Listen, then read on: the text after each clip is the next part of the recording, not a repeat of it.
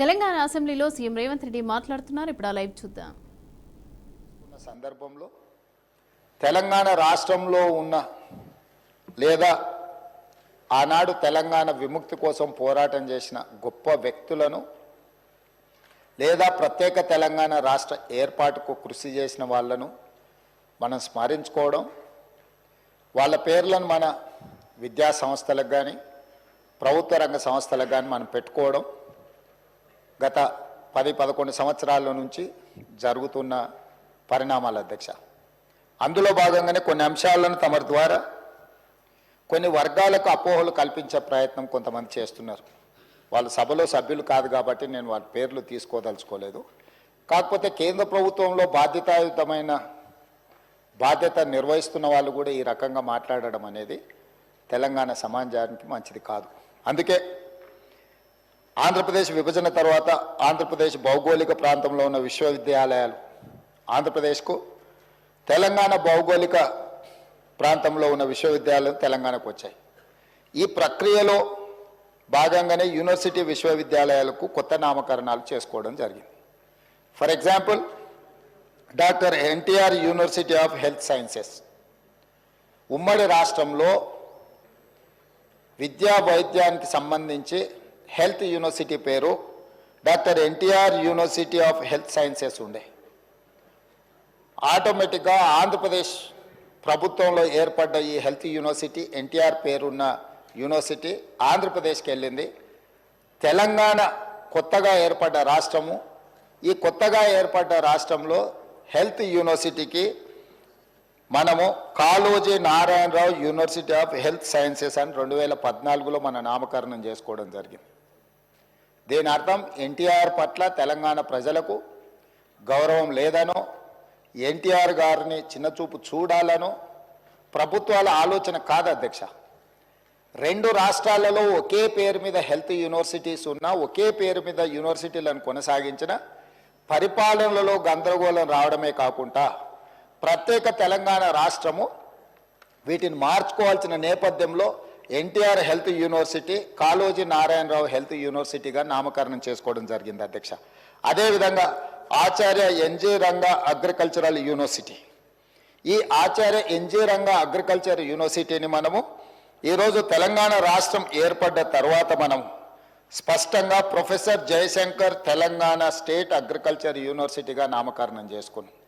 ఆంధ్రప్రదేశ్లో ఉన్న అగ్రికల్చర్ యూనివర్సిటీకి ఆచార్య ఎన్జీ రంగా అగ్రికల్చర్ యూనివర్సిటీగా ఆంధ్రప్రదేశ్ కొనసాగిస్తూనే ప్రత్యేకంగా ఏర్పడ్డ తెలంగాణ రాష్ట్రంలో ఉన్న అగ్రికల్చర్ యూనివర్సిటీకి professor Jayashankar Telangana state agriculture యూనివర్సిటీగా మనం మార్చుకోవడం జరిగింది అధ్యక్ష. అదేవిధంగా అధ్యక్ష, doctor YSR horticulture university combined స్టేట్లో హార్టికల్చర్ యూనివర్సిటీకి డాక్టర్ వైఎస్ఆర్ గారి పేరు ఉండే. కానీ తెలంగాణ రాష్ట్రం ఏర్పడ్డ తర్వాత ఈ హార్టికల్చర్ యూనివర్సిటీకి కొండా లక్ష్మణ్ తెలంగాణ స్టేట్ హార్టికల్చర్ యూనివర్సిటీగా మన నామకరణం చేసుకోవడం జరిగింది అధ్యక్ష. అదేవిధంగా ఆంధ్రప్రదేశ్లో డాక్టర్ వైఎస్ఆర్ హార్టికల్చర్ యూనివర్సిటీ కొనసాగుతూనే ఉంది అధ్యక్ష. ఈ యూనివర్సిటీలన్నీ కూడా ఉమ్మడి రాష్ట్రంలో ఆంధ్రప్రదేశ్ పేరు మీద ఉన్న రాష్ట్రంలో ఏర్పడ్డ యూనివర్సిటీలు కొత్తగా ఏర్పడ్డ తెలంగాణ రాష్ట్రంలో ఈ యూనివర్సిటీల నామకరణం మనం మార్చుకోవడం జరిగింది. అదేవిధంగా వెంకటేశ్వర వెటర్నరీ యూనివర్సిటీ అధ్యక్ష, ఈ వెంకటేశ్వర వెటర్నరీ యూనివర్సిటీ తిరుపతిలో ఉన్నదాన్ని తెలంగాణ రాష్ట్రంలో ఉన్న వెటర్నరీ యూనివర్సిటీకి పివి నరసింహారావు తెలంగాణ వెటర్నరీ యూనివర్సిటీగా పేరు పెట్టుకోవడం జరిగింది అధ్యక్ష. ఆ కోవలో భాగంగానే పొట్టి శ్రీరాములు తెలుగు యూనివర్సిటీగా ఉమ్మడి రాష్ట్రాలలో ఉన్న యూనివర్సిటీని తెలంగాణ రాష్ట్రంలో ఉన్న యూనివర్సిటీకి సురవరం ప్రతాప్ రెడ్డి గారి పేరును పెట్టుకోవడం జరిగింది. ఇది ఒక వ్యక్తి కోసమో, ఒక కులం కోసమో, ఒక కుటుంబం కోసమో ప్రభుత్వం తీసుకున్న నిర్ణయం కాదు అధ్యక్ష. పొట్టి శ్రీరాములు తెలుగు యూనివర్సిటీ ఆంధ్రప్రదేశ్లో కొనసాగుతుంది. ఇది ఆంధ్రప్రదేశ్ రాష్ట్రంలో మంజూరైన యూనివర్సిటీ. ఆంధ్రప్రదేశ్లో కొనసాగుతున్న తెలుగు యూనివర్సిటీకి పొట్టి శ్రీరాములు గారి పేరు కొనసాగుతుంది. తెలంగాణలో ఉన్న యూనివర్సిటీకి ఈ 4 యూనివర్సిటీల పేర్లు ఏ విధంగా అయితే మనం నామకరణం చేసుకొని ఇక్కడున్న ఈ ప్రాంతంలో నిర్వహించే యూనివర్సిటీలకు కొత్త నామకరణం ఎట్లయితే చేసుకున్నామో, ఈనాడు తెలంగాణ రాష్ట్ర ప్రభుత్వం తెలుగు యూనివర్సిటీ కూడా సురవరం ప్రతాప్ రెడ్డి గారి పేరు పెట్టుకోవడం జరిగింది.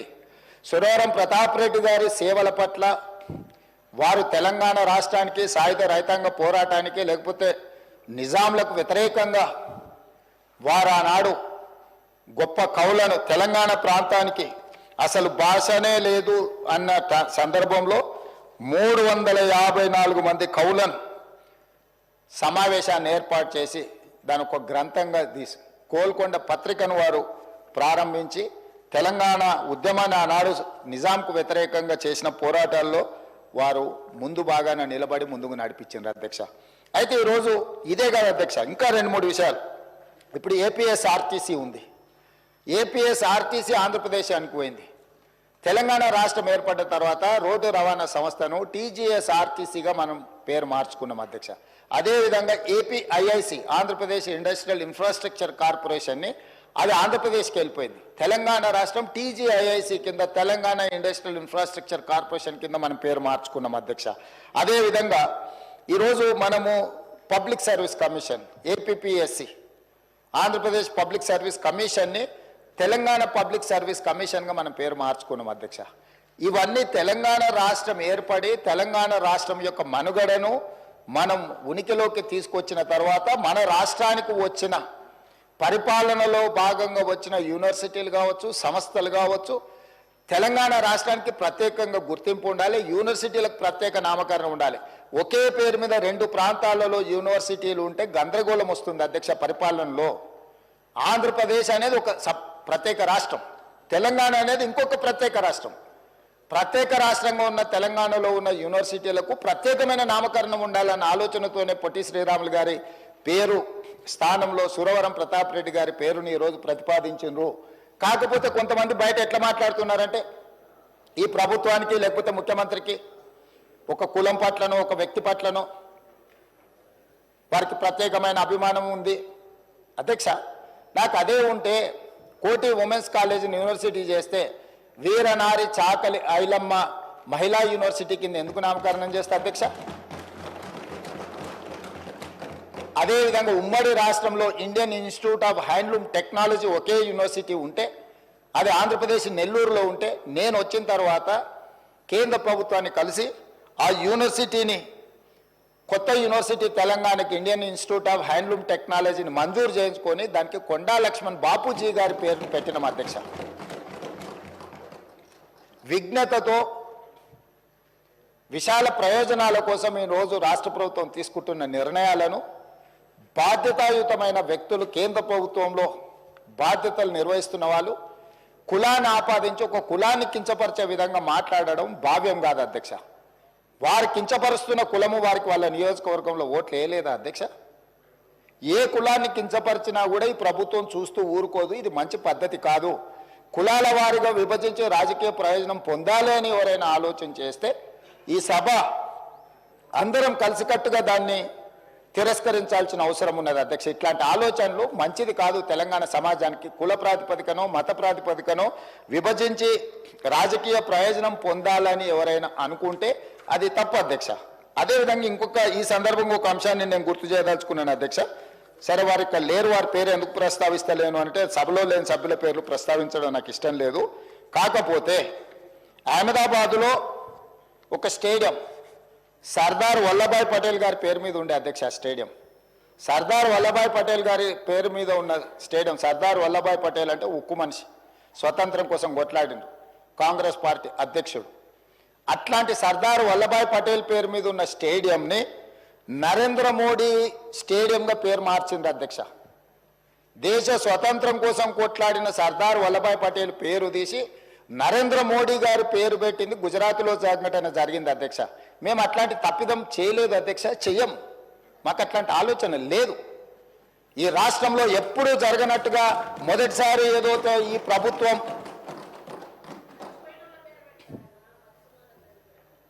అందుకోసమని బాధ్యత ఉన్నవాళ్ళు ఏదైనా మాట్లాడేటప్పుడు కొంత ఆలోచన చేసి జాగ్రత్తగా, ఎందుకంటే మనం చాలామందికి ఆదర్శంగా నిలబడాల్సిన వాళ్ళం అధ్యక్ష.